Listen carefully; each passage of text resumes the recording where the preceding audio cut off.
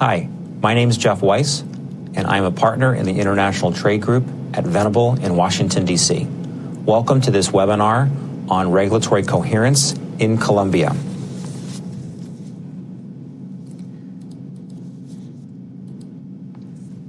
This webinar is the result of an initiative undertaken by the Advanced Medical Technology Association, AdvaMed, as part of the U.S. Agency for International Development's Standards Alliance project, which is overseen by the American National Standards Institute. The goal of the initiative is to promote regulatory coherence, including central coordination and good regulatory practices, or GRPs, and to provide capacity building and assistance to the governments of targeted developing countries in Latin America, Colombia, Mexico, Peru, and the CAFTA-DR countries. This initiative has two components. Tier 1, which is the Regulatory Coherence Initiative, and that's cross-cutting across all industry sectors. And Tier 2, and the goal of that is to promote regulatory coherence in the medical device sector specifically. And this webinar is part of Tier 1. So as part of Tier 1, we've developed a formal, internationally benchmarked manual and implementation guide for policymakers to legally codify and implement foundational regulatory coherence policies in the project countries. And we'll get to regulatory coherence in a moment. So once we developed the manual and implementation guide, as the next step, we conducted an assessment of the existing regulatory coherence policies in 4 of those countries, Costa Rica, Colombia, Peru, and Mexico, against the principles in the manual. And we did the same thing with respect to the United States regulatory system.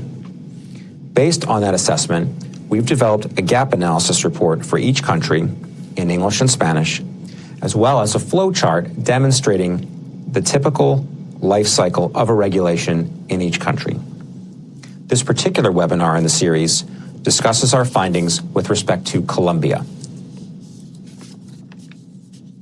Now, before we go into the Colombian regulatory system, we need to talk about what do we mean by regulatory coherence. Regulatory coherence refers to the degree of central coordination and review under which the whole of government works to ensure that regulations and regulatory policy reflect good regulatory practices, GRPs. And regulatory coherence has 2 components, central coordination and GRPs. Now, in order to ensure that all GRPs are well understood and followed across agencies, it's critical that a government have a central coordination and oversight body or mechanism responsible for managing the regulatory process and ensuring adherence to a published set of good regulatory practices that are endorsed at the political level, applied government-wide, and revised over time as best practices evolve. Such a body or mechanism can also ensure that there is political level buy-in and accountability on a whole of government strategy for regulatory reform that sets out clear objectives, establishes an effective implementation mechanism to coordinate and manage the strategy, and emphasizes the importance of a marketplace that is open and pro-competitive, facilitates investment, and rewards innovation. Turning to good regulatory practices, or GRPs, those ensure that rules and regulations are high quality and evidence-based, crafted in an open, transparent, and participatory manner. And GRPs include regulatory forecasting, RIA, requesting public comments, doing an assessment of the international impact, taking comments into account, and ex post review. Now, for more information on central coordination and GRPs, please watch the webinar on major elements of regulatory coherence and review the manual and implementation guide. And both of those can be found on the Standards Alliance website. So if you want more information, you can find it. But for this webinar, we're going to go into more detail on Colombia and how Colombia implements central coordination and the GRPs.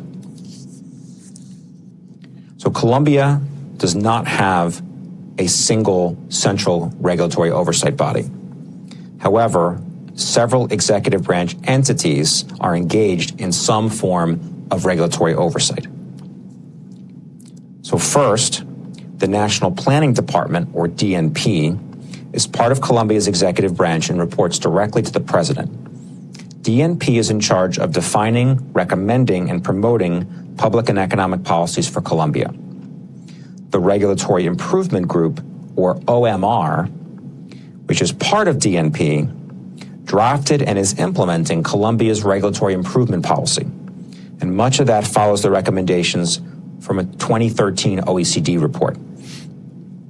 OMR is tasked with implementing regulatory improvements across the country to make the regulatory process more accessible to the public.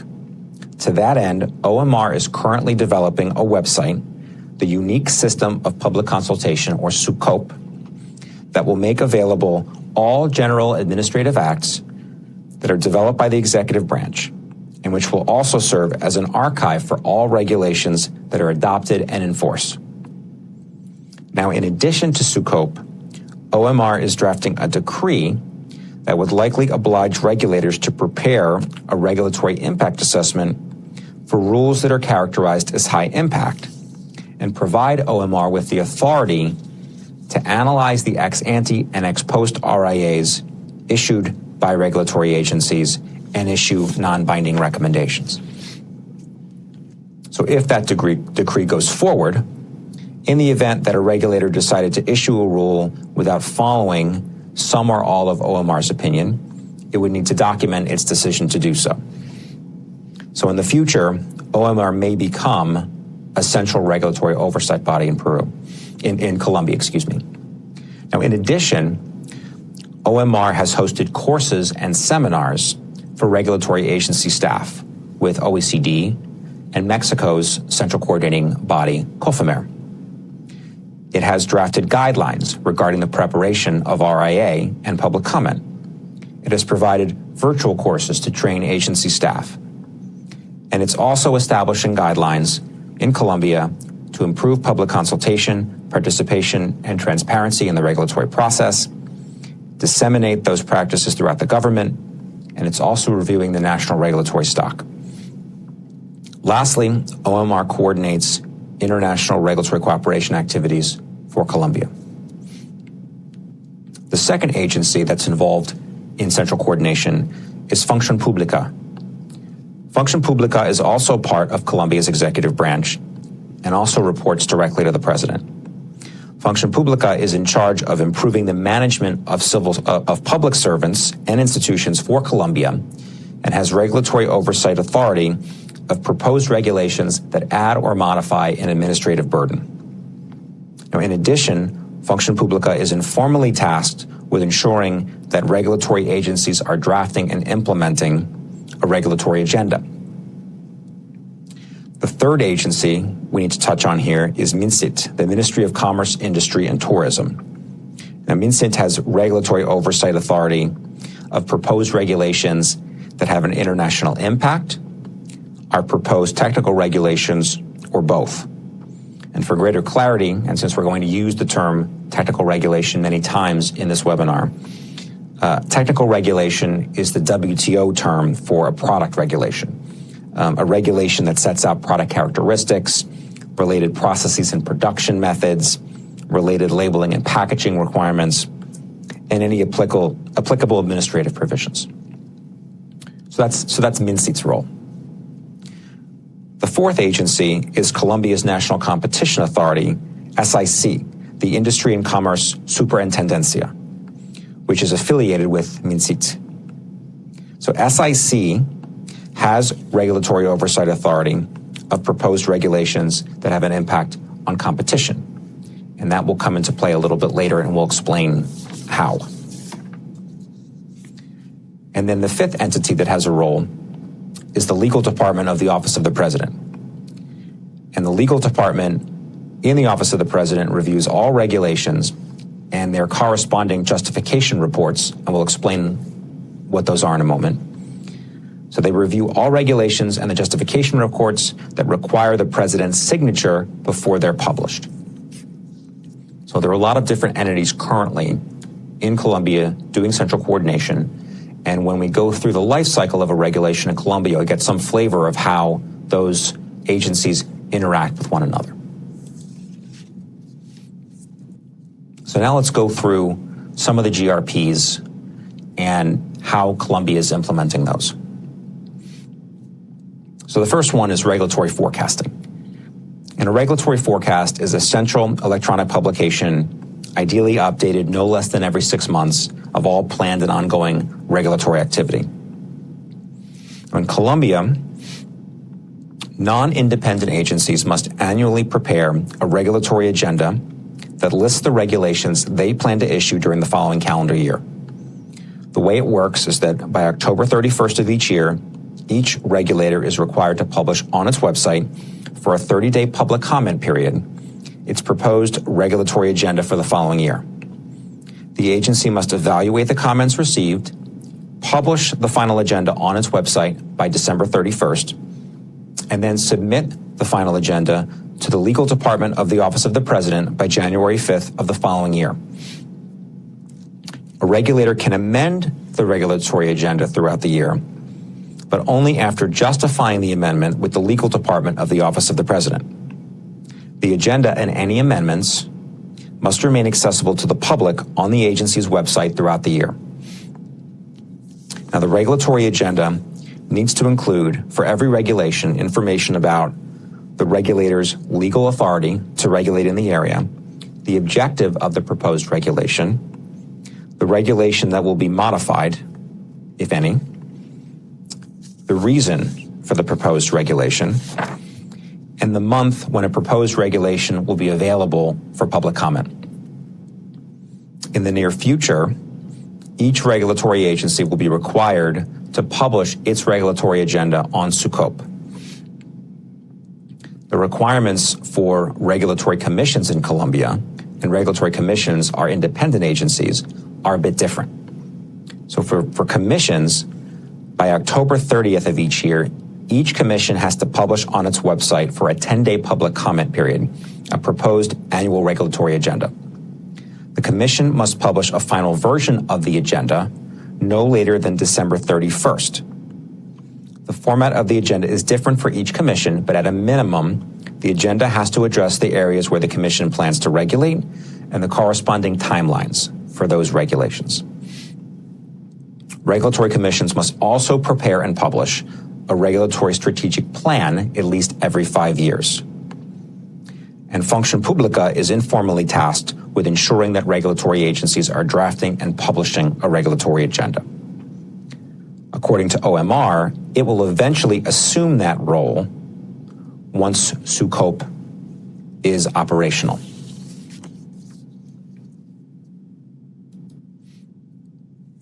So now let's talk about Columbia's National Regulatory Register.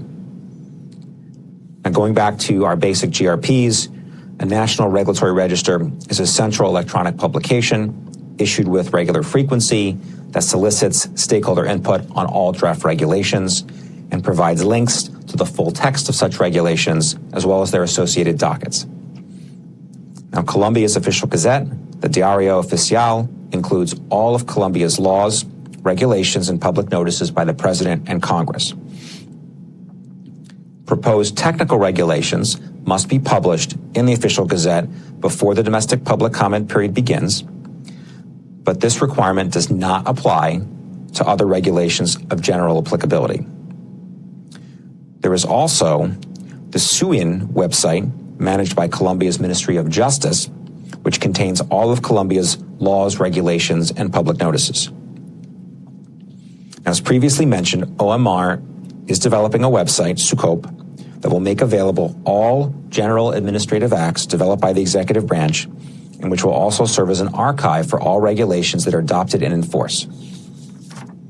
Now, when the system is operational, SUCOP will make available to the public the regulatory agenda, files for specific regulatory projects, including their respective technical documentation, regulatory impact analyses, when an RIA is required, or if not, proof that an RIA is not required, the so-called global report for each regulation, which contains the comments received from interested parties, and we'll discuss that in a few minutes, the opinions that OMR issues on each RIA, the documents and reports that are required for the issuance of technical regulations, the documents and reports on competition issues that are required, the reports related to the creation or modification of procedures, the justification reports, which we'll also discuss in a few minutes, and when required, ex post evaluations of regulations. So everything is really going to become centralized on SUCOPE, public facing. Now, right now, SUCOPE is in the pilot stage, but Colombia intends to bring this online by the end of 2018. So that's a very exciting development in the Colombian regulatory system. So now let's turn to the public comment process in Colombia. So with limited exceptions, a regulator must notify the public about a proposed regulation and make it available on its website for public comment. The public comment period must normally be at least 15 calendar days. Interested stakeholders may submit comments directly to the agency, but they should be able to submit comments through SUCOPE by the end of the year, which will be a great improvement. All public comments will then be centralized and published online alongside the proposed regulations. Now, with respect to technical regulations, the regulatory agency must make those regulations available on its website for a domestic comment period, which must be open for at least 30 calendar days. Once the domestic comment process has been completed, the agency must also provide an international comment period to meet Colombia's notification requirements under the World Trade Organization. And that comment period must be open for at least 90 calendar days. And when a WTO notification is made, Colombia also notifies proposed measures to its Andean community partners and other free trade agreement partners. Now, MINCIT, which operates Colombia's inquiry point for technical barriers to trade, makes the notifications and analyzes the comments received through the WTO notification process. It sends any comments to the regulator that in MINCIT's view the agency needs to review and discusses the comments with the agency. The agency may revise the regulation based on the comments. MINCIT then provides responses to the comments through the relevant WTO TBT inquiry points. In terms of responses to comments, a regulatory agency needs to draft a comment matrix called a global report, which we mentioned earlier. And the global report compiles and summarizes every comment received during the comment period and responds to the comments. And after the comment period closes, the agency needs to publish the global report on its website. And again, that will be on SUCOPE when it's operational. Turning to regulatory analysis in Colombia. Each regulatory agency must publish on its website what's known as a justification report with every regulation. So the justification report includes the following information: a list of any existing regulations related to the matter, and a justification for regulating the matter, an explanation of how the regulation will be implemented, the so-called preliminary studies, which we'll discuss in a moment, and the regulatory impact manifest when required, which we'll discuss in a moment, the available budget to implement the proposed regulation, and the global report. Now, the preliminary studies are performed by the regulator and include a detailed analysis of the agency's legal authority to propose the regulation, a list of regulations that will be modified, replaced, or repealed by the proposed regulation, a review and analysis of any judicial decisions that may impact or are relevant to implementation of the proposed regulation, an economic impact analysis, including the potential costs or savings of implementing the proposal, an environmental impact analysis, and when required, a cultural impact analysis. Now, turning to the regulatory impact manifest, that also must be submitted as part of the package. And even though it's called the regulatory impact manifest, it's actually not an RIA, it's something different. The manifest needs to be submitted by the regulator to Función Pública in instances when a proposed regulation adds or modifies an administrative burden. So the manifest has to justify the additional or modified administrative burden, by providing information on the implementation costs that may be incurred, as well as the regulator's estimated budget and personnel that are required to implement the change. The manifest must also provide a flowchart or description of the process that details the steps, conditions, and timing considerations that the regulated party will need to take once the administrative burden is implemented, the cost of the administrative burden on the regulated party, and a justification for that cost. So it's quite extensive. Based on the proposed regulation and the corresponding regulatory impact manifest, Function Publica prepares an opinion about the administrative burden that the regulation would add or modify.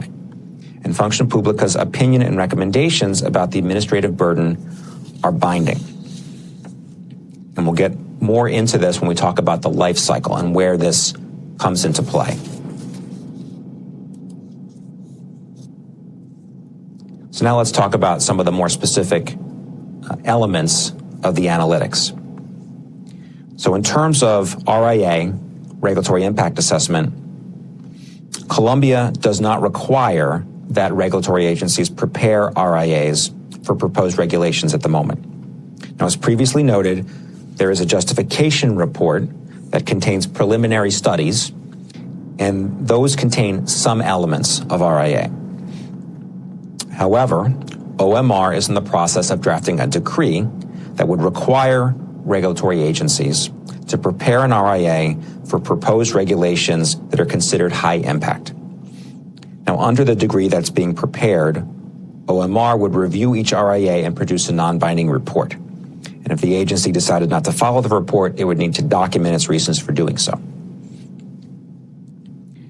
Now, as part of good regulatory practices regarding technical regulations, Colombian law did make preparing an RIA a requirement as of January 1st, 2018. So for proposed technical regulations, you do need to prepare an RIA.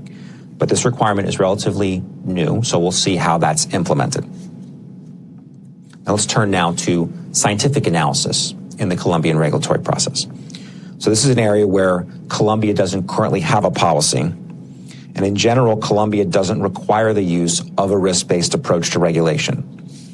Now, this may change once regulatory agencies are required to prepare an RIA for proposed regulations under the decree that's being drafted by OMR.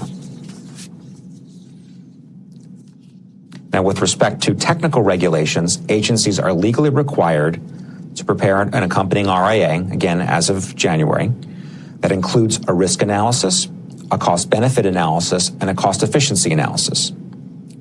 Moreover, such agencies must identify and categorize the level of risk for each proposed technical regulation, and they can characterize it as low, medium, and high. So we'll see how that develops. Let's talk about two other kinds of analysis: competition analysis and assessment of international impact. In Colombia, a pro-competitive analysis is required when the results of the preliminary studies indicate to the legal department of the regulatory agency that the proposed regulation will cause an economic impact. The pro-competitive analysis includes an analysis of whether the proposed regulation will impact the market. So, for example, it analyzes whether the proposal would limit the number and type of competitors in the market. If the regulator determines that a proposed regulation would impact competition in the market, the proposed regulation is sent to SIC, right, the National Competition Authority. SIC performs a competition review of the proposed regulation and prepares an opinion. SIC's opinion about the proposal is not binding, but if the regulator chooses not to follow it, it needs to provide an explanation. Furthermore, SIC's opinion becomes part of the justification report that's submitted to the legal department of the Office of the President with the regulation. With regard to technical regulations, on the other hand, SIC now reviews all technical regulations for potential competition issues as a matter of practice. Now, turning now to the international side, Colombian law requires that a regulator provide an assessment of international impact in two instances: when the agency's legal department determines that the proposed regulation may have an international impact, when the proposed regulation is a technical regulation or both. So if the regulator makes either of those determinations, Colombian law requires the regulator to submit the proposed regulation to the Office of the Director of Regulation within MNCIT and solicit a prior opinion.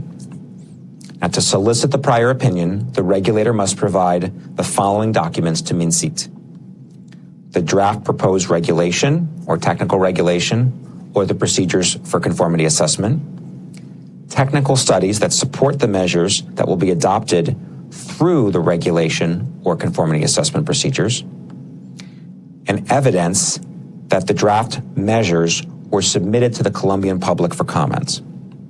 On top of that, the RIA report must be submitted if it's a technical regulation. And MNCIT looks at all those documents and provides a prior opinion. And that prior opinion is binding. Now let's turn to the use of standards in Colombian regulation. Under Colombian law, technical regulations should be based on international standards that have been adopted by international organizations. The law does not define international standards or international organizations, nor does it contain a hierarchy of standards bodies.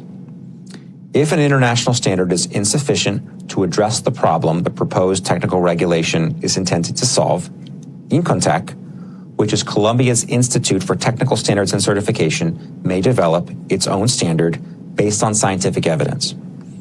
In cases where a regulator does not intend to use a relevant international standard, the issue can be discussed through the CICAL process. And CICAL is Colombia's national quality system, which is composed of both public and private sector entities and overseen and coordinated by MNCIT. Turning now to entry into force.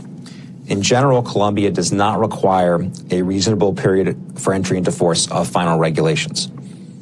Once the final regulation is published in Colombia's official gazette, it enters into force. However, in the discretion of the regulator, a final regulation may include within its text a period for entry into force. And interested stakeholders can comment on the proposed regulation's entry into force or lack thereof during the public comment period. With respect to technical regulations, however, a final measure can't enter into force until at least 90 calendar days after the proposed technical regulation is notified to the WTO.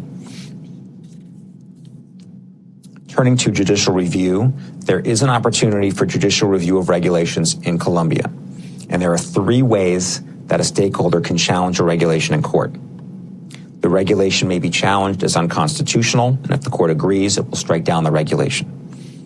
The regulation may also be struck down by a court if the regulation is outside the regulator's jurisdiction, or if there were procedural irregularities in the process of developing the regulation. Next, let's talk about ex post assessment in Colombia. And the requirements for ex post assessment depend on whether a measure is a technical regulation or a non-technical regulation. So Colombia does not require the preparation of ex post assessment of regulations. However, OMR is in the process of drafting a decree that would require regulators to issue ex post assessments for all rules that required an RIA within 5 years of their publication. OMR would then select some of those assessments for evaluation and issue recommendations. Now, by contrast, with respect to technical regulations, every 5 years, regulators must review them. They must review technical regulations that are on the books and prepare ex post assessments. And the purpose of that review is to determine whether the technical regulations should be modified or eliminated. Now, if the regulator fails to perform a review of any technical regulation that has been in effect for 5 years, that technical regulation will expire after the close of the 5-year review period. Now, this obligation doesn't become effective until January 1st, 2019. So this is the first time this is being executed, and agencies are currently reviewing regulations that were published in 2014 and earlier. Now, regulatory commissions, which are independent, they're treated differently. They must produce a report that evaluates the impact of current regulations every 3 years. Okay, so let's put this all together and talk about the life cycle of a typical regulation in Colombia. Starting with, where do regulations originate? So a regulator can propose and adopt regulations under its general authority. A law can also require a regulator to regulate in a specific area, typically without providing detailed guidance on how to do so. Sometimes that guidance, though, could be very detailed. One example is the National Development Plan in Colombia. That's a law enacted every 4 years to codify the agenda of an incoming president. And it's our understanding that, generally speaking, each regulator is allocated articles in the plan to, in essence, task itself with promulgating specific regulations necessary to develop policies within its jurisdiction. So in that case, the tasking might be very specific. So let's start with step one. So step one, you're developing your proposed regulation. Before you do that, the regulator can informally request comments from interested stakeholders, including the private sector. And this is not an obligation, but it's our understanding that this occurs in the majority of cases. The regulation is drafted by the agency's technical staff and lawyers. The regulator has the discretion to decide whether the regulation will be a decree or a resolution. Now, decrees refer to acts requested by the president, which serve to administer the law. Resolutions, on the other hand, are acts requested by different entities that do not have the president's signature, and resolutions typically administer decrees. Both decrees and resolutions have the force and effect of law, but decrees have greater priority over resolutions. Now, only decrees need to go through the review process that we're discussing here, and the regulator has discretion to decide whether a measure is a decree or not. So the regulator develops the draft, and the regulator then needs to perform an analysis of the draft regulation. And that analysis needs to include the publication documents. And the publication documents contain most of the key components of what will eventually become the justification report that the regulator will submit to the Office of the President at the end of the process. Step two, so you have the rule, you have the analysis. Step two, the proposed regulation is published for public comment. And the regulator needs to publish on its website the draft regulation and the publication documents. And the regulator needs to request public comment for at least 15 calendar days for proposed decrees. It's worth noting that resolutions are not required to be made available for public comment before their adoption, but they're generally made available for comment by the regulator for at least 15 calendar days as well. Regulatory commissions, which are independent, generally make proposed regulations available for public comment for at least 30 calendar days. Comments from the public can be submitted in person, via email, or if the regulator has the capability, directly to its website. And as discussed, this process will be vastly improved when SUCOP comes online, hopefully later this year. Step three, public comments have come in, and there's an analysis of those comments. And as we mentioned before, the regulator needs to prepare the global report and publish it on its website. And that is the matrix that compiles and summarizes the comments received during the comment period and the regulator's response to all of the comments. Step four, the regulator prepares the final measure for the president's signature. And the regulator needs to prepare the following documents before sending the final decree to the president: a report detailing the agency's available budget and staff to implement the regulation, the justification report, so that's going to include the publication documents, the global report, now that comments have come in and been addressed by the regulator, and proof that the proposed regulation was published. Lastly, it needs to include the signature of the head of the regulatory agency. So that's in the package that goes to the president. Now, there is a floating step in the Colombian regulatory system, and that is the step in which the draft regulation is analyzed by other agencies. And we're saying it's a floating step because this could happen at lots of different times during the regulatory process. There's no set time for this. So during the process, the regulating agency's lawyers analyze the draft regulation and make a few determinations. First, is this regulation going to have international implications, or is it a technical regulation, or both? They look at it and determine, is this going to impact competition in the market? And they look at it to see whether it's going to add or modify an administrative burden. If the regulator determines that the draft regulation has international implications, is a technical regulation, or both, the draft is sent to the Office of Director of Regulation within MNSEAT for review. And MNSEAT's opinion on the draft regulation is binding on the regulator. Second, if the regulator determines that the draft regulation will impact competition in the market, the draft is sent to SIC. And SIC performs the competition review of the draft regulation, and they have 10 days to prepare their opinion. SIC's opinion on the draft regulation is non-binding, but the regulator needs to provide an explanation if it chooses not to follow it, and that explanation is part of the package that goes to the Office of the President for final review.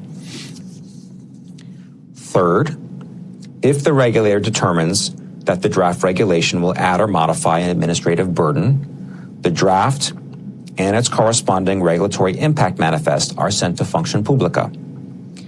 Based on the draft regulation and its manifest, Function Publica has 30 business days to prepare an opinion about the administrative burden that the proposed regulation would add or modify. And Function Publica's opinion and recommendations about the administrative burden are binding. So that's the floating step. Now, step 5 in the process is international notification. So with respect to technical regulations, once the domestic comment process has been completed, the regulator must also provide an international comment period to meet any WTO notification requirements. And the comment period must be open for at least 90 calendar days. MNSEAT, which operates Colombia's WTO TBT inquiry point, makes the notifications. It analyzes the comments received through the WTO notification process, as well as the notification process for the Andean community and other Colombian free trade agreement partners. It sends any comments to the regulator that, in MNSEAT's view, the regulator needs to review, and it discusses the comments with the regulator. The regulator may revise the regulation based on the comments, and then MNSEAT then provides responses to the comments through the relevant TBT inquiry points. Step 6, the final regulation is reviewed by the Office of the President. The lawyers in the Office of the President must receive from the regulator the justification report, the regulatory impact manifest when required, and the justification report now includes Function Publica's opinion when that's required, SIC's opinion when that's required, and MNSEAT's opinion when that's required.